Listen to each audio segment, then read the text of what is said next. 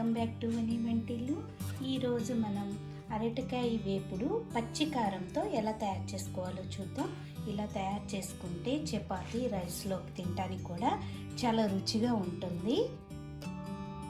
పచ్చి అరటికాయలతో పొడి పొడిలాడుతూ ఇగురు ఎలా తయారు చేసుకోవాలో చూద్దాం. నేను ఇట్లా 2 పచ్చి అరటికాయలు తీసుకున్నాను. వీటిని ఇప్పుడు స్టవ్ మీద గిన్నెలో వాటర్ వేసుకుని సగానికి ముక్కలుగా కోసుకుని ఉడికించుకోవాలి. అరటికాయలు ఉడికిపోయినాయి. ఇప్పుడు వీటిని పైన పెచ్చిలా తీసేసుకుని ప్లేట్లో వేసుకుందాం. ఇలా తీసుకున్నాక కొద్దిగా ఆరాక సన్నగా ముక్కలు కోసుకోండి.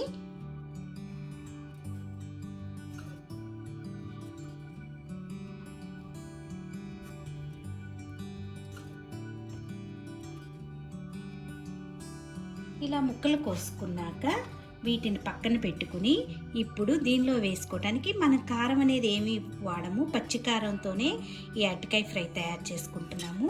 నేను ఇలా 4 పచ్చిమిరపకాయలు తీసుకున్నాను. 1 ఇంచ్ అల్లాన్ని సన్నగా ముక్కలు కోసుకుని మిక్సీ జార్లోకి తీసుకోవాలి. ఇలా మిక్సీ జార్లోకి తీసుకున్నాక దీన్ని బరకగా గ్రైండ్ చేసుకోండి.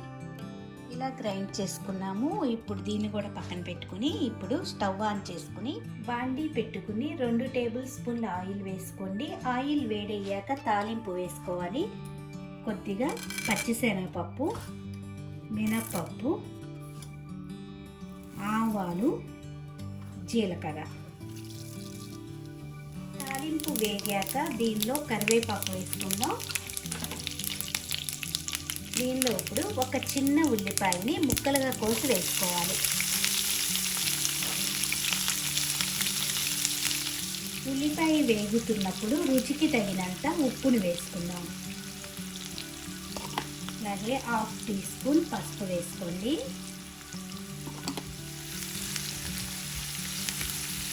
ఉల్లిపాయని 1 నిమిషం వేగనివ్వండి. ఉల్లిపాయ ఇలా కొద్దిగా వేగాక మనం గ్రైండ్ చేసుకున్న అల్లము పచ్చిమిరపకాయ పేస్ట్ వేసి వేయించుకోవాలి.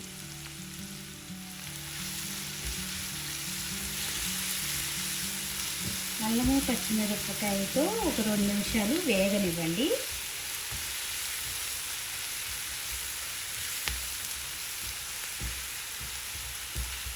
రెండు నిమిషాలు వేగాక దీనిలో ఉడికించుకున్న అరటికాయ ముక్కలు వేసుకోవాలి. మొత్తం కూడా ఒకసారి కలుపుకుని మూత పెట్టి 2-3 నిమిషాలు బాగా ఫ్రై అవ్వనివ్వాలి.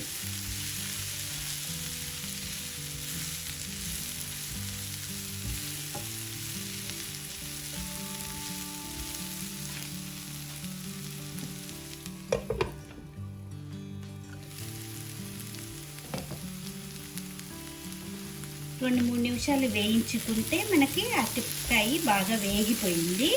ఇప్పుడు దీనిలో కొద్దిగా ధనియాల పొడి వేసుకోవాలి. ఒక 1/2 టీ స్పూన్ ధనియాల పొడి వేసుకోండి.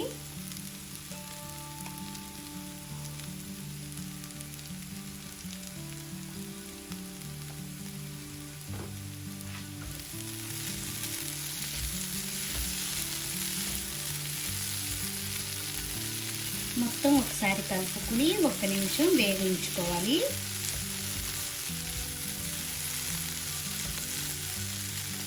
కూర వేగిపోయింది. లాస్ట్గా ఇప్పుడు దీనిలో సన్నగా తరిగిన కొత్తిమీర వేసుకుంటే అరటికాయ వేపుడు రెడీ అయిపోయింది.